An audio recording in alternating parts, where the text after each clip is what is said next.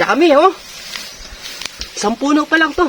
Sa video na ito mga ka-dreamers, andito na tayo sa estado ng pagha-harvest ng ating luya.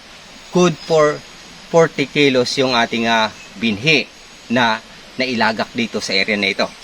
Titingnan natin ngayon kung nagiging produktibo yung ating punlang luya dahil sa dinaanan po tayo ng summer heat. Mahabang init noong 2024. Ngunit di po tayo nawawalan ng pag-asa kahit na baga late yung dating ng ating water supply nung panahong iyon.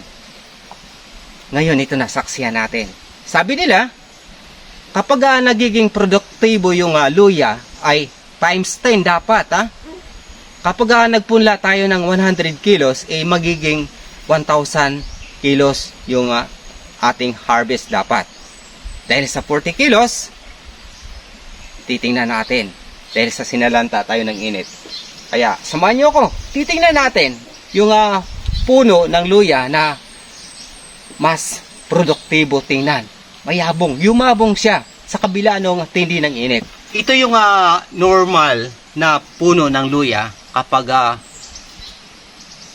nagiging produktibo yung ating punla, yung bunga niya ika nga. Kaya ngayon saksiyan natin kaano kadami ito yung isang puno.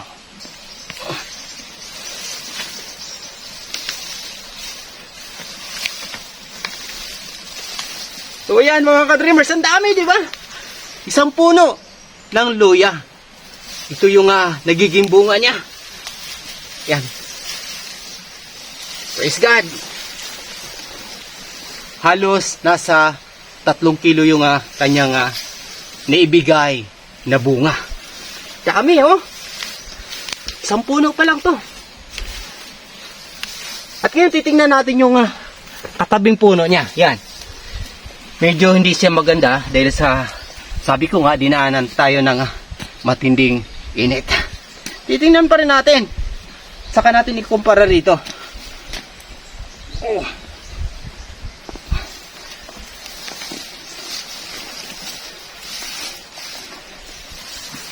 So halos kalahati kapag ikumpara natin dito yung kanyang bunga. Bukod sa riyan, yung ugat napakadami. Kaya hindi siya nagiging mabunga. Maya-maya ipapakita ko sa inyo yung kabuuang na harvest natin dito sa 40 kilos survivor mula doon sa summer heat. Kaya wag po kayong alis. Saksihan natin yung pag-harvest ng aming luya, good for 40 kilos na binhi na ilagak natin dito. Ongoing yung ating pag-harvest. Kasama ko si Mama, yung kapatid kong bunso. Sama-sama kaming tatlo rito para maihanda naman namin yung binhi na ito na nai-harvest natin para sa second plantation natin. Isang puno uli, medyo hindi siya produktibo. Nasa 3/4 kilo lang yung kanyang bunga. Pero ito, sa kabila, ganito dapat. Sana, may awa ang Diyos. Sa susunod, ganito yung bunga ng luya na makikita natin during harvest season. Ganito sana. Normal na bunga ng luya. Kapag ganito yung ibubunga ng ating luya, makukuha natin yung times 10. More than times 10 pa kapag talagang mas madami pa rito yung ating may harvest sa ating mga punlang luya. Kaya share po natin yung video, huwag po natin kaligtaan dahil sa ibabahagi ko sa inyo ngayon yung aktual na pamaraan, yung gagawin natin, eksperimento, then kung ano yung mas produktibo na pamaraan, yun yung i-apply natin sa mga susunod pa na season ng ating pagpunla ng iba't ibang crops. Luya, bison, kamote crops, at sili. Yan yung nakakaganda sa mga local farmers kapag pinaplano dati ng maayos kung ano yung magandang mga pananim na ipunla natin para mapakinabangan during retirement time. Share natin yung video sakali matulungan tayo. Malay natin mamonetize tayo. bago natin may bahagi sa pangkalahatan yung ating prophetic dreams vision, dito pa lang sa local farming idea, mamonetize na tayo. May awa ang Diyos. Yung lupa rito na pinaglagakan ng ating luya mga ka-dreamers ay may halong buhangin. Yung granules ng mga buhangin na napupunta rito mula doon sa natangay ng mga baha na noong pang mga nagdaang panahon. So dito siya natitipon, kaya mainam tong lupain na ito sa iba't ibang crops dahil hindi po siya maputi. Yun yung nakakaganda.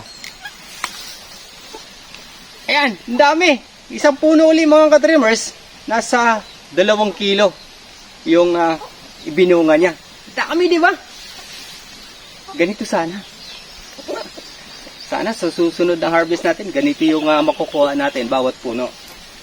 Shoutout po pala sa ating sponsored na nag-share ng kanyang kinita mula doon sa abroad para naman matulungan kami rito sa bukid. Shoutout sa aking kapatid, kaya Susan Buenasuerte Bumatay, nasa Saudi Arabia ngayon.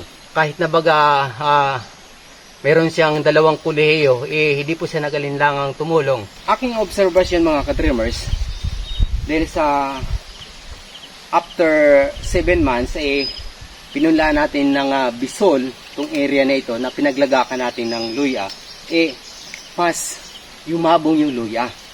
Ibig sabihin, maaari po nating paggitnaan yung bisol ng luya. Yun yung gagawin natin sa ating next plantation ng luya. Ngunit, magpunla din tayo sa isang area na puro luya lamang. Walang halong ibang crops, ibang pananim. So, in the future to come, yung area na ito ay bisol, tapos sili. So, mayroon siyang distansya, kaya gumamit tayo ng experimental measurement para sa ating mga pananim. Sa gayon, sa hinaharap, mas maganda rin tingnan sa mata yung ating mga punla. At mas produktibo sa pananaw ko. Kaya, sana, may awa ang Diyos.